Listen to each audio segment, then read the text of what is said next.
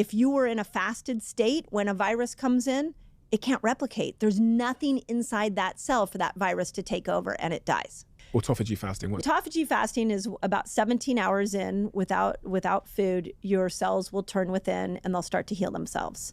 And that was what Dr. Osumi's big discovery was, is that the cells clean themselves up. What's interesting on this one, and this is something I really want to get out to the world, is that when you stimulate autophagy, what you're doing is you're turning on the intelligence inside the cell, and that intelligence is looking around and it's going, hey, there's a virus, there's a bacteria, get them out. Let's push these infections out of the cell.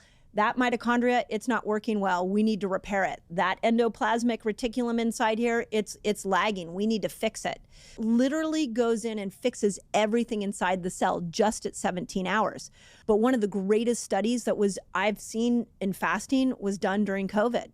And it showed that if a virus comes into a cell that's in a state of autophagy, it can't replicate. Viruses have to live off of your energy system. So when viruses go into a cell that's laden with glucose, they have a party in there. They love that. They munch on that, and then they go out and they start replicating. If you were in a fasted state when a virus comes in, it can't replicate. There's nothing inside that cell for that virus to take over, and it dies. Are you writing in your book that that's good for balancing sex hormones and preventing colds? With autophagy, it's great for preventing colds. Here's what's interesting about autophagy for sex hormones is that the major part of your brain for both men and women that control all hormonal control is your hypothalamus and pituitary. That part of the brain does not have a blood-brain barrier. So it's very vulnerable to toxins. So whenever we have massive toxic exposure, that part of the brain starts to malfunction.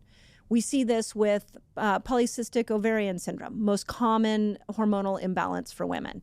Well, a lot of that is this imbalance of testosterone and estrogen, and there's a huge toxic piece that has destroyed or interfered with the part of the brain that controls hormones. When we look at autophagy, there are certain parts of our system that are more easily influenced by autophagy than others. Well, it turns out the hypothalamus and the pituitary are easily influenced by autophagy and can repair themselves when they're in the state of autophagy. The other interesting cellular makeup that is highly influenced by autophagy are the cells around the testes and the cells around the ovaries. Those are the cells that are putting out sex hormones. And if that whole system is malfunctioning, when you go into a state of autophagy, those cells will respond and become better cells and be better at producing these hormones because of you dipping in and out of this state of autophagy.